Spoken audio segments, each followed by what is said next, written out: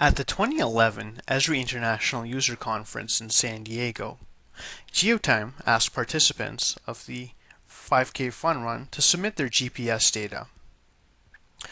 RunTime 2011 visualizes runners' patterns over time in order to identify key moments inside the race. Here are some observations made within GeoTime.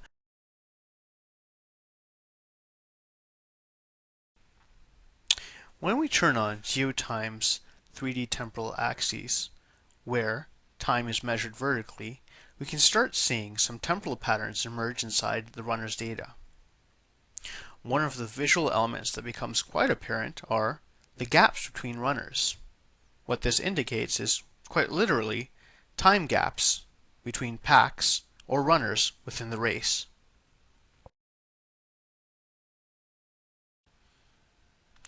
Using GeoTime's ruler annotation, we can measure the distance between the first place runner and the last place runner within this data set in order to see where time gaps or separation occurs within the race. For example, here we see the gaps increase over time from 38 seconds to 55 seconds, finally to a 1-minute gap within the first turn of the race.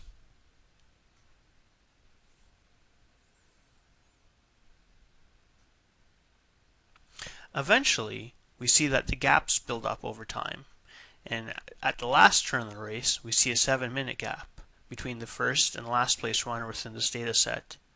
At the end of the race, we see that this gap builds up to 10 minutes. We can also use some of GeoTime's temporal pattern tools, such as the speed finder, in order to identify consistency and speeds within a race. For example, we see our top recorded speed within this data set at 20.6 kilometers held for about 3 seconds. We see another runner run at about 18.8 kilometers for about 27 seconds throughout the race. And when we look at the same runner's data for the rest of the race, we can see that they held a consistent speed for about 18 minutes. They were able to hold this speed not just in straightaways, but at several turns throughout the race. Lastly, of interest was the change in positions throughout the race.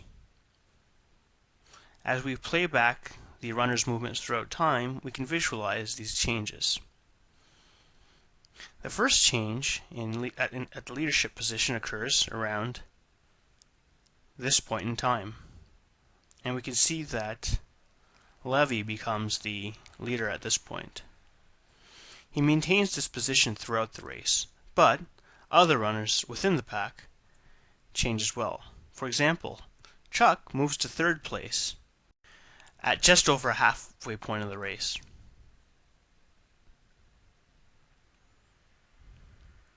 These positions remain fairly constant. However, the last 2 runners change positions several times throughout the race. Here, at this point, and then at another point right after the turn.